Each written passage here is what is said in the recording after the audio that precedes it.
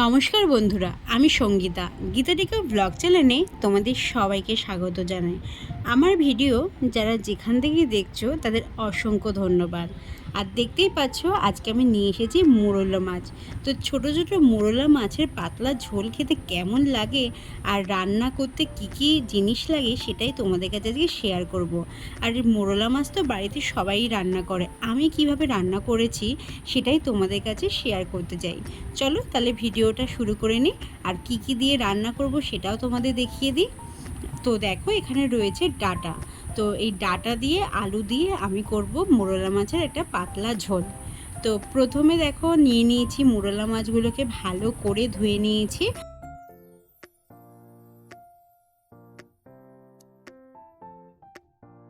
আর এই ছোটো ছোটো মাছ খাওয়া খুবই উপকার, চোখের পক্ষে তো খুবই ভালো। তো দেখো মাছগুলোকে ভালো করে নুন হলুদ দিয়ে ভালো করে মাখিয়ে নেব।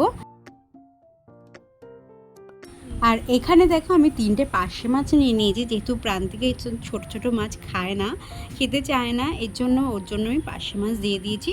তো রান্নাটা আমি একসাথেই করব। আর দেখো নুন হলুদ ভালো করে আমার মাখানো হয়ে গেছে। তো চলো রান্নাটা এবার শুরু করে নিই।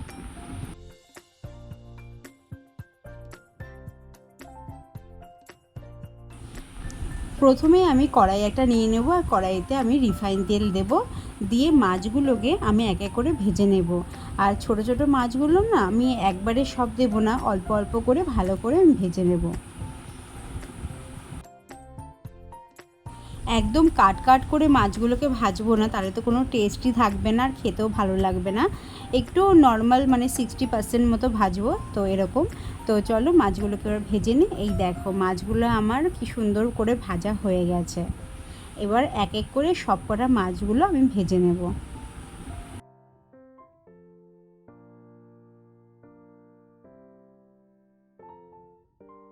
আর এই দিকে দেখো ডাঁটা রয়েছে, আলু রয়েছে, টমেটো রয়েছে, কাঁচা লঙ্কা রয়েছে, আর রয়েছে একটু আদা ক্রাশ করে নিয়েছি।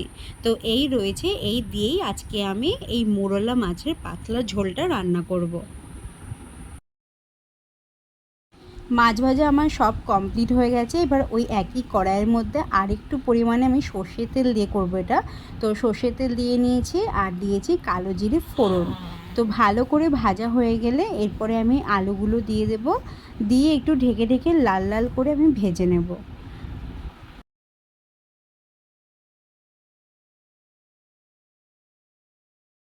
আলুগুলোকে আমার দেখো লাল লাল করে ভাজা হয়ে গেছে।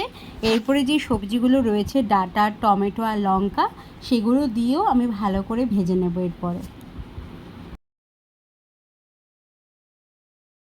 নতুন বন্ধুরা যারা চ্যানেলে ভিজিট করছো তো এখনও সাবস্ক্রাইব করে পারোনি, তো চ্যানেলটিকে সাবস্ক্রাইব করে দিয়ে পাশে থাকা যে বেল আইকনটা রয়েছে সেটা প্রেস করে দিও। আমি যখনই কোনো ভিডিও আপলোড করব তোমাদের কাছে তার নোটিফিকেশানটা চলে যাবে। আর দেখো আমার কি সুন্দর করে ভালো করে ভাজা হয়ে গেছে। এরপর যে আদাটা আমি ক্রাশ করে রেখে দিয়েছিলাম সেই আদাটা আমি এরপরে দিয়ে ভালো করে একটু নেড়ে চেড়ে নেব।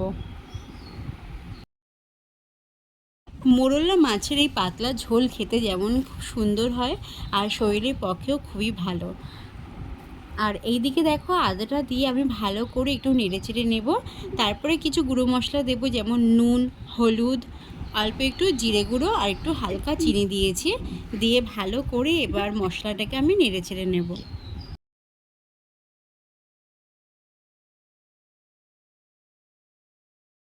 মশলাটাকে আমি ভালো করে নেড়ে চেড়ে এরপরে আমি গরম জল এর মধ্যে দিয়ে দেবো। যেহেতু আমি ঢাকা দিয়ে দিয়ে ভেজে নিয়েছি আলুটা, এর জন্য আমার অনেকটাই মানে 50% মতো আমার আলুটা সেদ্ধ হয়ে গেছে। আর আমি জলটা সেভাবে পরিমাণ মতো দেব।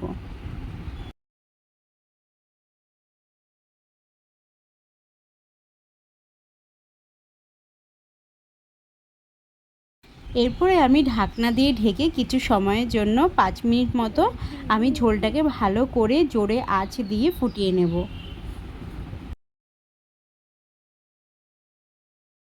ঝোলটা আমার ভালো করে ফুটে গেছে। এরপরে আমি মাছগুলো দিয়ে দেব। মাছগুলো দিয়ে 2-3 মিনিট মতো ফুটিয়ে নিয়ে তারপরে গ্যাসটা আমি বন্ধ করে দেব। তো মাছগুলো আমার দেওয়া হয়ে গেছে। এবারে আমি ঢাকনা দিয়ে ঢেকে দেব।